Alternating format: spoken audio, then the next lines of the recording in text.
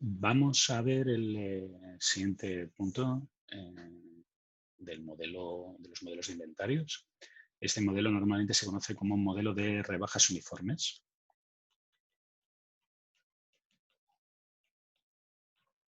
Y básicamente lo que hace es extender el EOQ cambiando una hipótesis.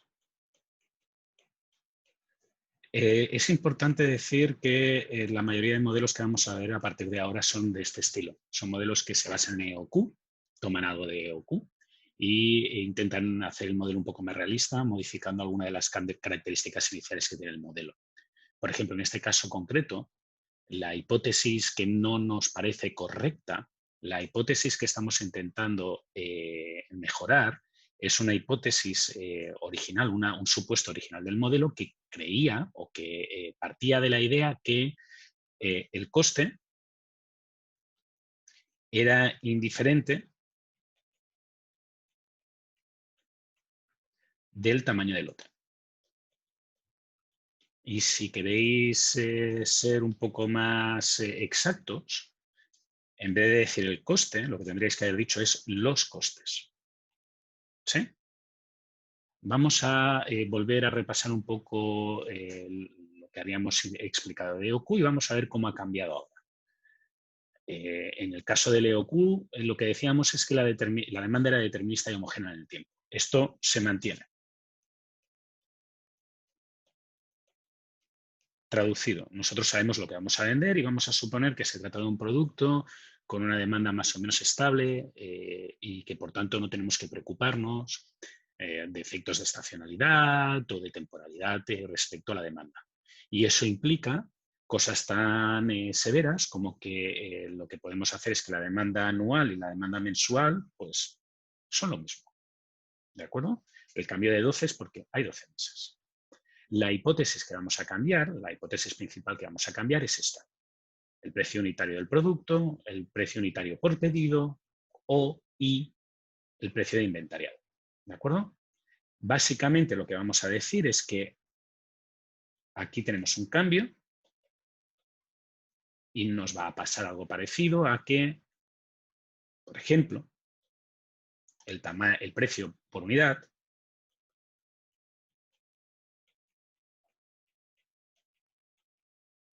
ahora dependa del tamaño del lote.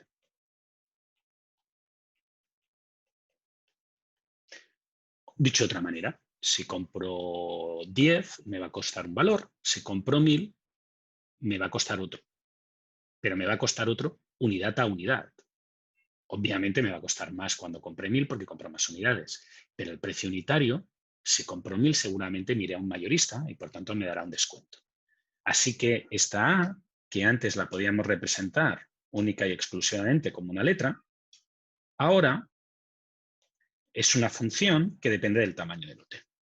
¿De acuerdo? Yo me voy a centrar en el caso en el cual solamente se modifica la A. Pero fijaros que esa hipótesis se puede hacer igual para la K y para la H, no cambia, es la misma. Simplemente se tiene que decir que el tamaño del lote depende, o perdón, que el precio de algo depende del tamaño del lote. ¿Sí? Muy bien. Dicho esto, fijaros que ahora nuestra optimización cambiará un poquito. En el caso de que cambiemos A, ahora esto ya sí que se tiene que optimizar. Ahora sí se optimiza. Y si se optimiza, porque depende del tamaño del lote. Por ejemplo, podría ser una función, no sé, así. ¿De acuerdo? Que quiere decir que cuando llevas una cantidad de tamaño del lote, cuando pasas de comprar de 100 en 100 a comprar de 10.000 en 10.000, lo que haces es cambiar de proveedor y vas a un proveedor que te ofrece mejores precios porque te venden volumen. Y eso lo que implica es que vais a tener un costo que hace un escalón, hace un escalón, hace un escalón, que es comprar más de una cantidad. ¿De acuerdo?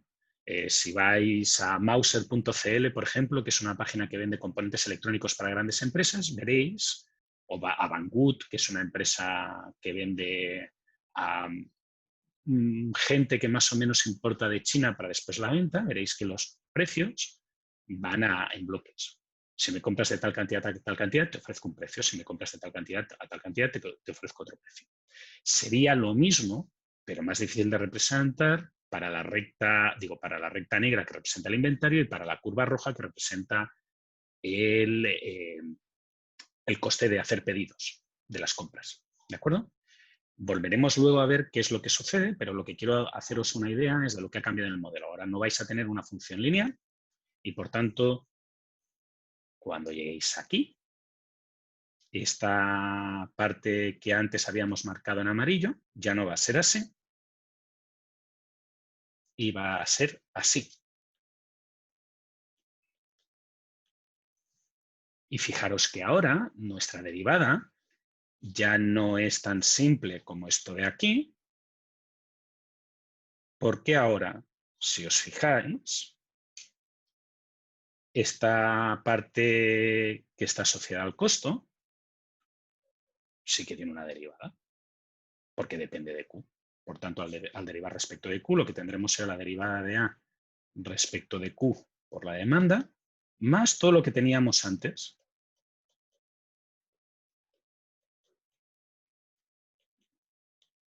¿De acuerdo?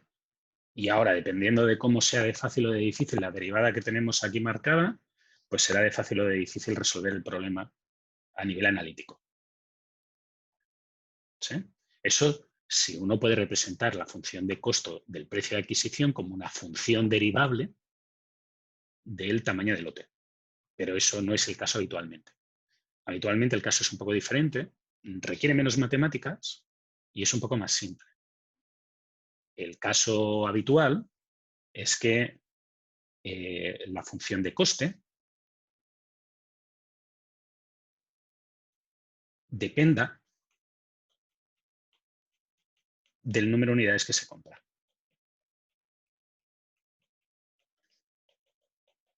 Según una tabla.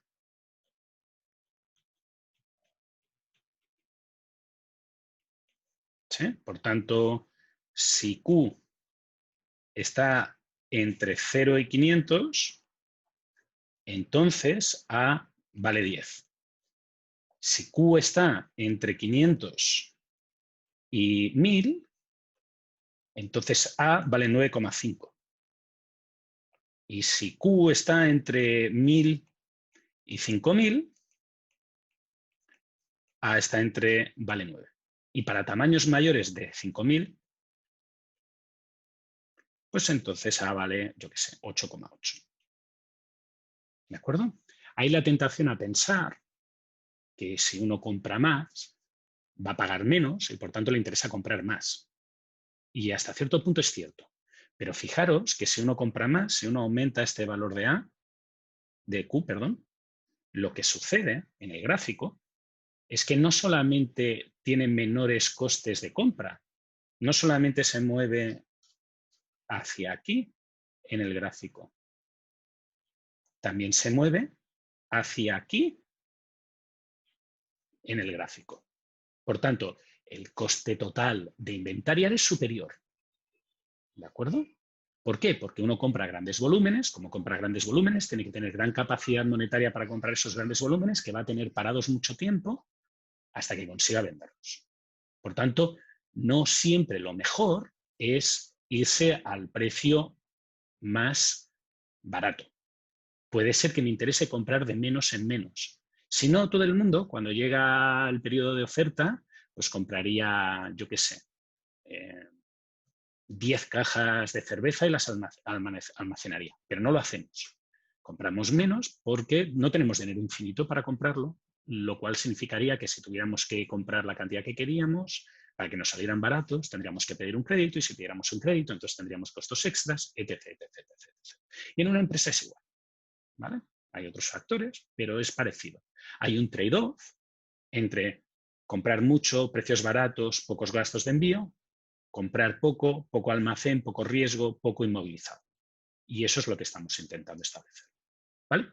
Fijaros que a la hora de resolver este problema, y si tenemos esta tabla, nos encontramos que esta función de aquí, esta derivada de aquí, no es derivable. y por tanto no podemos resolver el problema tal cual.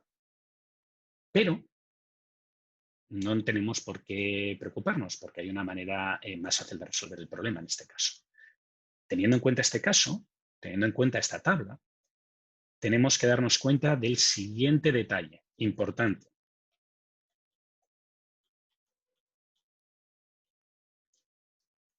Si yo estudio un precio concreto, sí sé determinar cuál es el mejor tamaño de lote.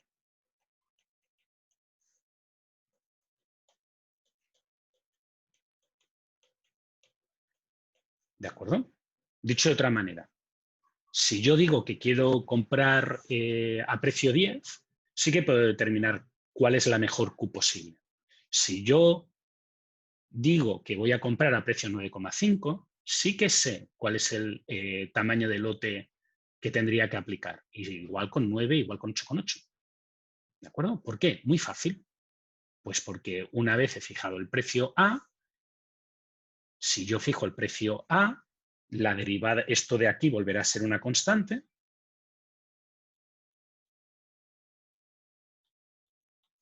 Y por tanto puedo optimizar como antes. ¿Sí? Así que en realidad, este problema original, que era con una función no derivable, bla, bla, bla, si estudio un precio concreto, me permite determinar el tamaño del lote, por tanto, tengo que resolver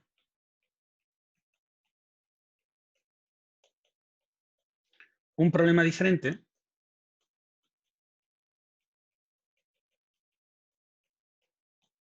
para cada rango de precios.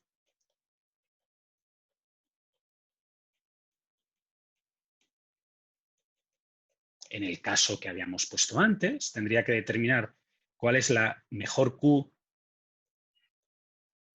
si A es igual a 10, cuál es la mejor Q si A es igual a 9,5, cuál es la mejor Q si A es igual a 9 y cuál es la mejor Q si A es igual a 8,8. ¿De acuerdo? Una vez he determinado estos 4 valores, tendría que escoger entre estos 4 valores. Pero hay un pequeño detalle.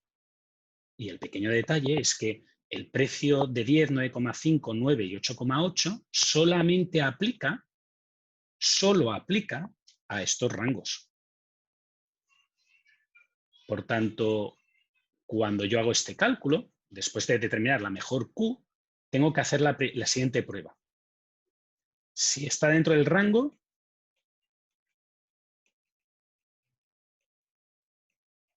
no hago nada. Si no está dentro del rango,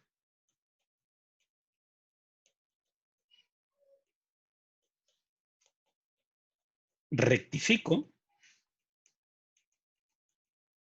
al valor más cercano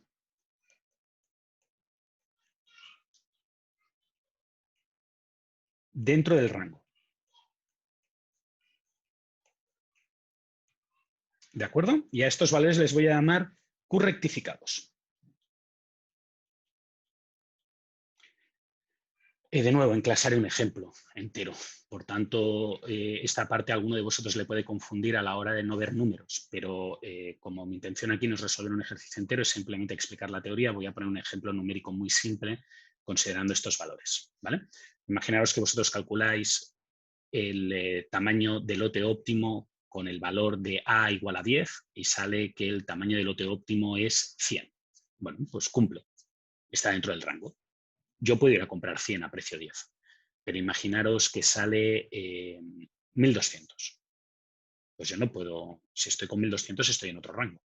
Al estar en otro rango, lo que tengo que hacer es ver cuál es el valor del rango más cercano a 1.200. Y el valor del rango más cercano a 1.200 en este caso es 500. ¿Sí? Vamos a poner un caso por el medio para que lo veáis con los dos detalles, con los dos extremos. Imaginaros que yo hago el cálculo con valor de A igual a 9 y me sale que el tamaño del lote óptimo es 1.300. Bueno, pues está dentro del rango. ¿Sí? Ahora imaginaros que me sale 10.000. Pues estoy fuera del rango. y el valor más cercano dentro del rango a ese 10.000 será 5.000.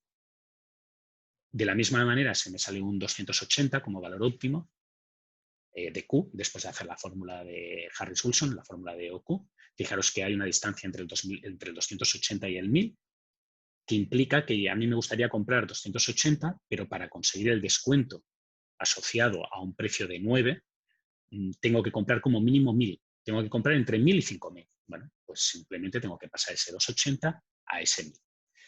Una vez hecho eso con cada uno de los rangos, he obtenido unas Q rectificadas.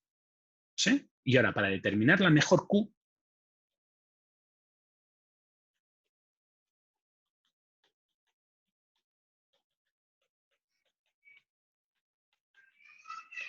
entre las Q rectificadas,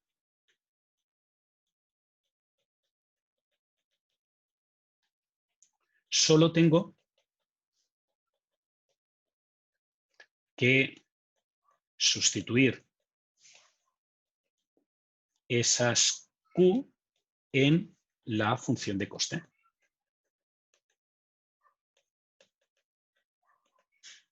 ¿De acuerdo? Por tanto, ahora lo único que tengo que hacer es usar el coste que toca, 10, 9,5, 9, 8,8, multiplicarlo por la demanda anual, más lo que me cueste el número de pedidos teniendo en cuenta ese tamaño de lote que estoy considerando, más lo que me cueste el inventario teniendo en cuenta el tamaño de lote que estoy considerando. ¿De acuerdo? No tengo que hacer nada más. Calculo esos 4 costes, o 7, o 24, o 180, los que toquen. Eso se puede automatizar en una computadora, en un ordenador, y me quedo con el que me dé un coste más barato global. Fijaros que en este caso sí que es importante que hay que tener en cuenta el coste de compra, porque el coste de compra juega un papel importante. Ahora hay descuentos. ¿De acuerdo? Muy bien. Como indicaba, esto ha quedado en abstracto. Lo que quiero es que os quedéis la idea de los pasos. El ejemplo lo ilustrará también qué papel tiene cada uno de los elementos en estos pasos. Muchas gracias y nos vemos en clase.